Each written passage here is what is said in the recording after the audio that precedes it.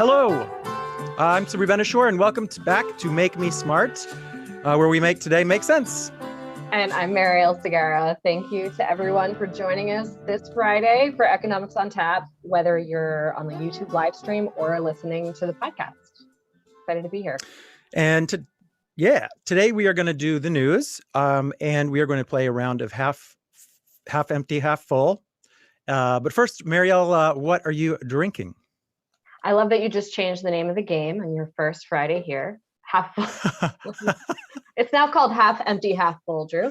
I'm just trolling you. I have to decide actually, because I went to the store and I got some like healthy seltzer. It's this tropical punch sparkling tonic, which is supposedly going to help my digestion or something.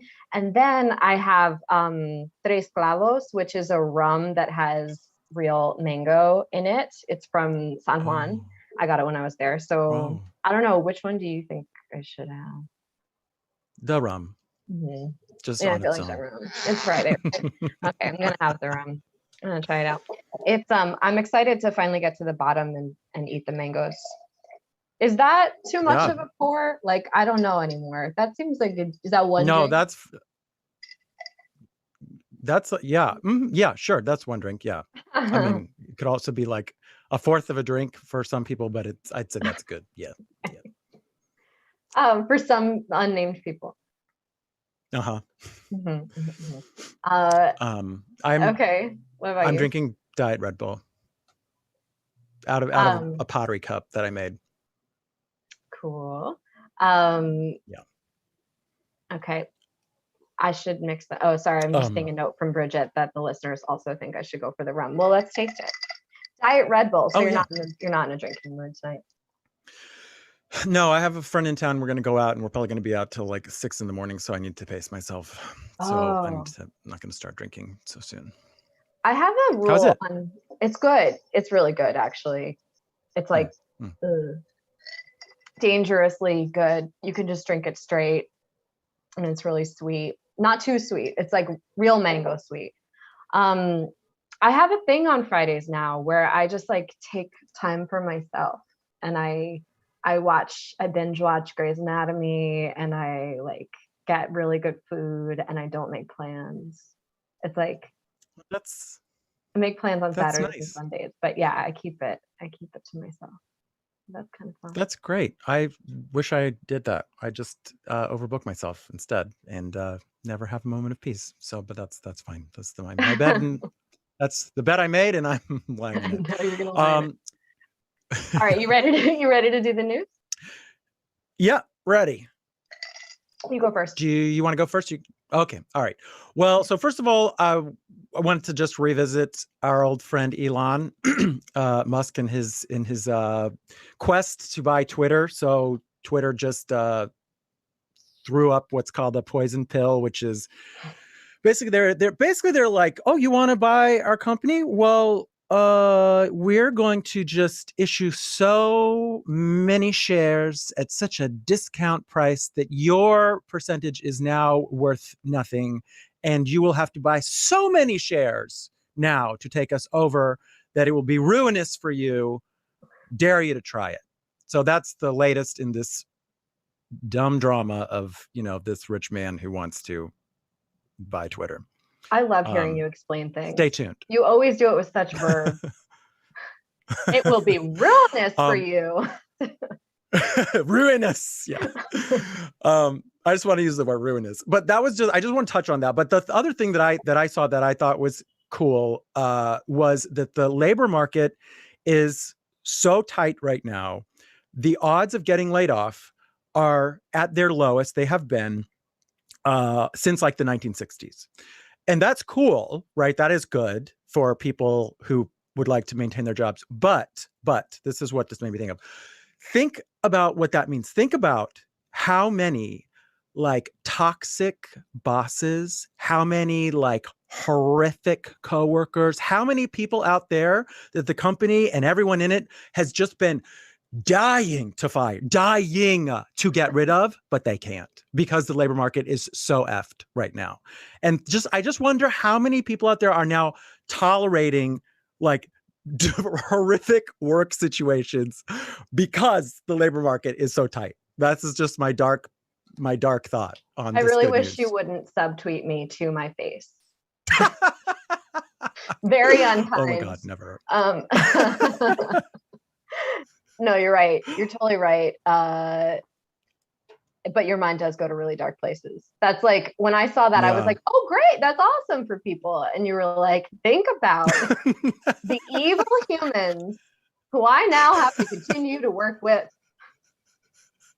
No, there's nobody like that at Marketplace. I love No. my coworkers Mhm. at this time. At this time. I'm just kidding. I'm just kidding. I'm kidding. I'm kidding. I'm kidding. I'm kidding. No, we obviously have a really good team. Like that's yeah, lots of good people. But yeah, what is your news thing? Yeah, so also on the workplace front, California is considering a bill that would institute a 4-day work week, and specifically not 40 hours divided by sorry, not 40 hours over 4 days, but 32 hours over 4 days. And you would just have to get the same amount of work done, supposedly. It's interesting because I do think that there's a lot of, especially in the pre-pandemic times when a lot more people were going into the office, you're not usually working 8 hours straight. There's a lot of I don't know, walking into Sabri's office, watering the plants, going to get lunch, and it takes an hour to just like wait on the line at whatever the local chain is. Yeah, because everyone's getting lunch. Yeah, finally getting back. And so I do think that the pandemic working from home has made some people more efficient. Maybe it's the reality is you could get your job done in 32 hours. But we'll see. A lot of companies are not in favor of this. You can understand why, especially in the tech industry. A lot of workers also say that they really can't do their jobs in 32 hours. One thing to know is that this would apply to larger employers. I think it was 500 employees or more. And I bet there would be lots of exemptions, but it's like with California, they pass laws all the time that later become a model for the rest of the country, whether it's because other states are inspired by them or because companies are like, we don't want to have to deal with a patchwork of laws on environmental regulations or emissions standards or something. So now we're just all going to follow California's lead. So I wonder, if it could be set a new tone. Like, can companies do that now if they want to, though? Like, I mean, like, why do they need a law? Why do they need a law? Like, the law would be to require them to do it. Oh no, I don't. Yeah. No, I don't want to work like 20% harder for 4 days. Really? I don't think I don't know. Do you want that? Would you be able, what would you do? I mean, there would be 4 really intense days, but I already feel like our days are pretty intense. I think that we would have, despite what I said earlier about just walking into your office and killing time, but like when we're on deadline, we just have to be on deadline and we have to get the story done. And it's not. I think there would have to be exemptions for companies like ours, unfortunately, because the news doesn't really stop. I don't know. Or maybe they just have to schedule differently. But would I want it? Kind of. I think I would. I don't know if it's really doable, but I would love the idea of every weekend being a 3-day weekend. Yeah. I mean, that would be nice. Yeah. That'd be nice. It could be. So I don't know, but I don't know how doable it is. The other thing I wanted to bring up is that tax day is Monday. So I just recently did my taxes. I definitely wait until the last minute. So no shame if you did, but you're supposed to file your taxes by Monday or file an extension. And if you file by mail, you probably shouldn't this year if you're waiting for a refund, because the IRS is super backed up. So if you do fill out the forms, you can do it on the IRS website for free and file them electronically for free, which is what I do. Oh, that's a good tip. That's a great tip. Yeah, it's called IRS free file or something like that. fillable forms. Yeah. No, that's what it is. The fillable forms. Oh, I Yeah. used a tax software program thing. I did mine like last week. They were complicated because whatever, I have like pottery teaching income, so it just slightly complicates things. But also, there's something called a capital gains distribution, which I learned about, which is when if you invest in mutual funds, if for whatever reason they suddenly sell a bunch of stock, they are required to pass the proceeds on to you without your asking, and you have to pay taxes on that. So let's say like normally, a mutual fund, if they give you a dividend, it's like programmed to automatically reinvest in the mutual fund, so you don't ever see it. This is classic That New York, by the happens. way, the fire truck in the Oh, can you background. hear that? Can't help it. Yeah, Oh, but that's yeah, fine. yeah. It's fine. It's just Awesome. Yeah. classic. Like there's always Yeah. a fire truck in the background. Yeah. Anyway, if they sell shares, they give them to you.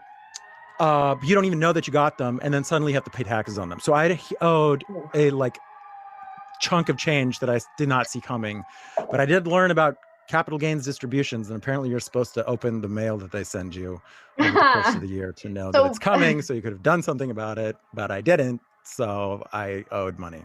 Now you've got me worried that I've gotten something like that, because I do my own taxes and I'm always like, did I get this exactly right? Hot tip, Yeah. you can put your numbers into TurboTax or whatever, and then have them crunch the numbers for you and just not file with them. And you can check the math against what they do. I did multiple filings for that purpose. Yeah. Yeah. Well, yeah, just do your taxes. Try to remember by Monday. Yeah.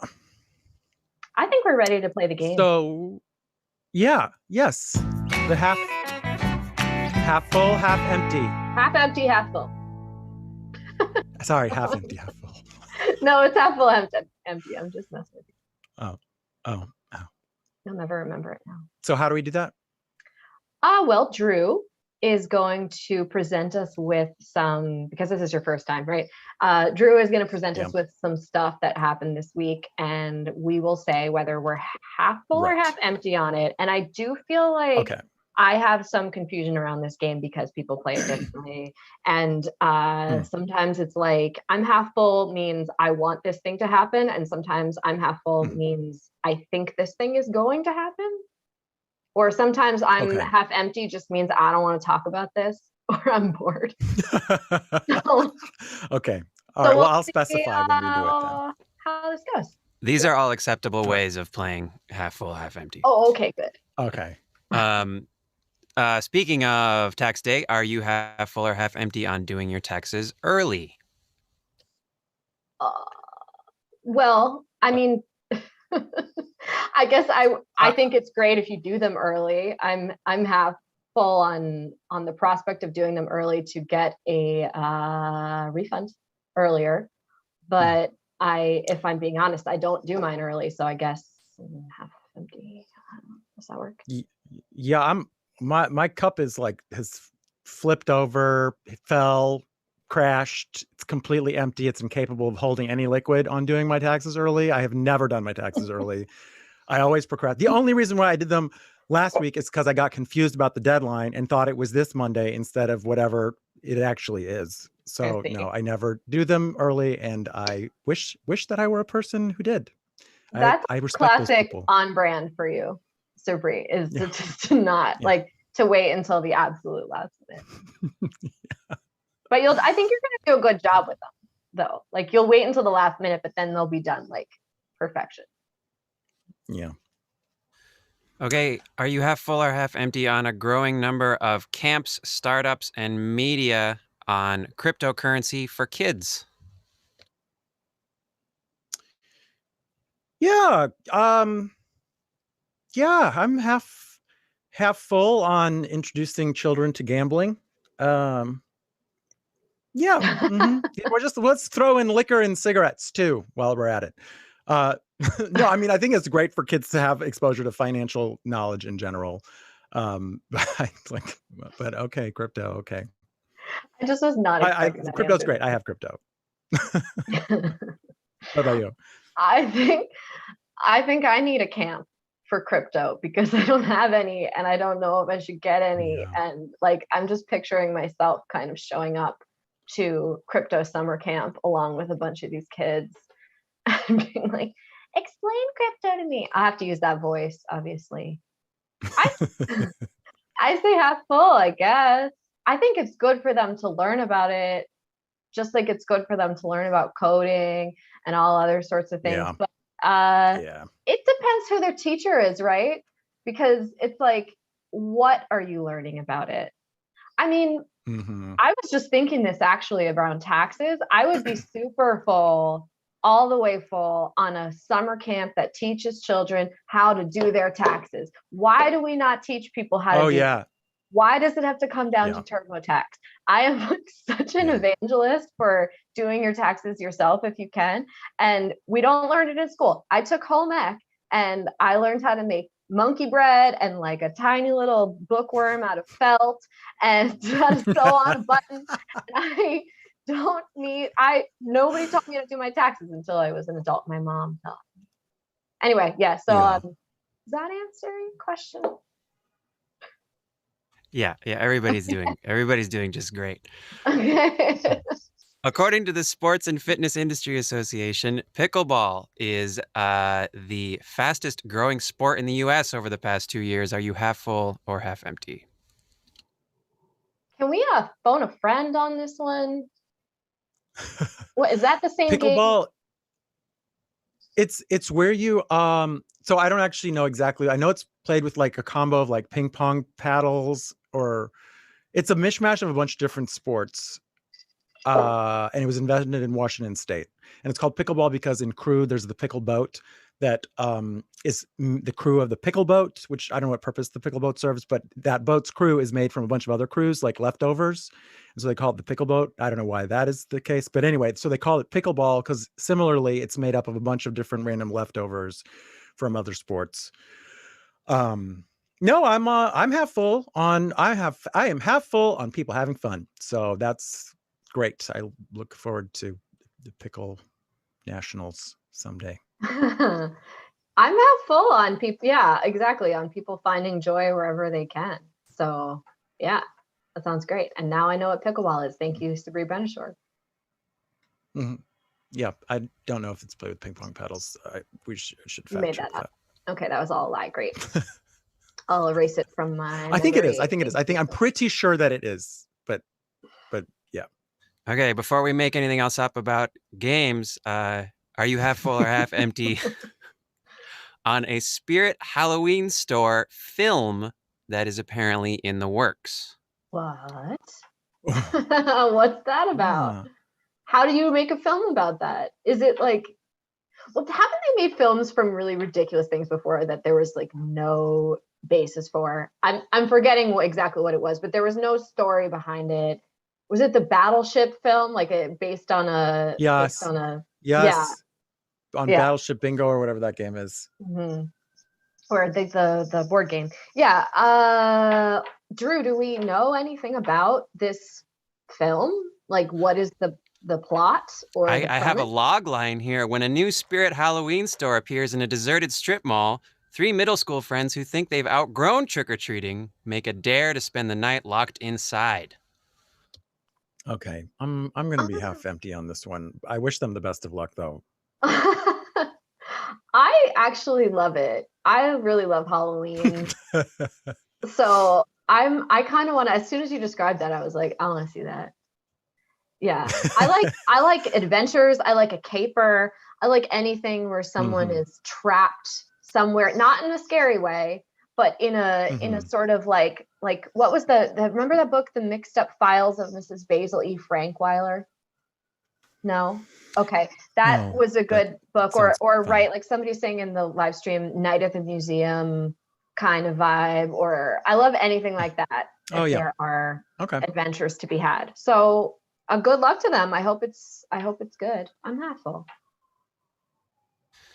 Okay. Cool. Every Wednesday through May 4th, Krispy Kreme is going to offer a dozen glazed donuts for the price of a gallon of gas that week. Are you half full or half empty?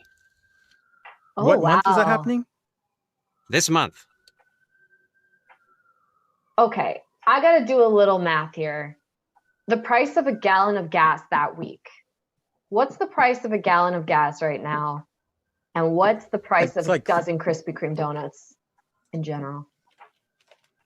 According to this article right now, it's $4.11 for a gallon of gas. And a dozen Krispy Kreme And- donuts generally costs a dozen is $11.39, according to a random site on Google. so that's a Wow, steal. the journalistic integrity. Yeah, I guess it Right? is a steal. Yeah, So let's get it then. I because think they wouldn't have a promotion where they're going to charge more for their donuts. I guess right. that would not work. That would be, but that could be the gamble, right? Like if they have to sort of make their money back. So like some weeks it's like slightly more, some weeks it's slightly less. But actually it's not at all. They're just giving them away. Why are they doing this? Yeah. What is their secret plan here? It's marketing. It's marketing. Yeah. It's pretty clever. Pretty clever marketing. I'll give them that. Do you like Krispy Kreme donuts? They're especially when you heat them up in the microwave. Mm-hmm.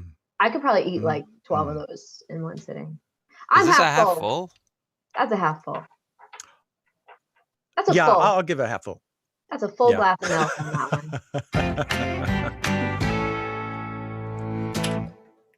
All right. How'd we do, Drew? Okay. You good? I was not keeping score. Well, how'd we do? Like generally, was that the vibe? Did we play it right? Are you gonna make it to the half full, half empty Olympics? You got my vote. Yay. Sweet. Okay, well, we got yours vote. That is it for us today. We expect Kai to be back on Monday with Amy Scott. And next week's Tuesday deep dive will be about the economics of refugee resettlement. So lots to get into. Man, that's gonna be good. Yeah. If you have been wondering about that in particular and want to send any questions about that ahead of time, you can send us a voice memo or an email to makemesmart@marketplace.org.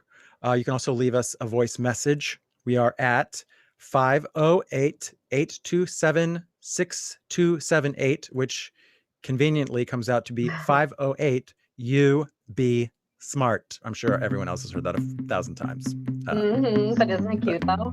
It's my first time saying it. Yeah. It's clever. Make Me Smart is produced by Marissa Cabrera and Mark A. Green. Our intern is Tiffany Bowie. Today's episode was engineered by the amazing Drew Jostad, who is a big fan of ours and our playing of this game. The senior producer is Bridget Barnes. And the team behind our game is Stephen. Oh crap, Bion. Bion. Oh, I'm Stephen a monster. I have no excuse with my name. Stephen Bion, Mel Rosenberg, and Emily McCuney. Oh my God, why did I not? Oh shit. Emily McCune. And Emily with theme music written by Drew written by Drew Jostad. And the director of On Demand is Donna Tam. I am such a jerk. Yeah, you're canceled. Well, for sure. Come back.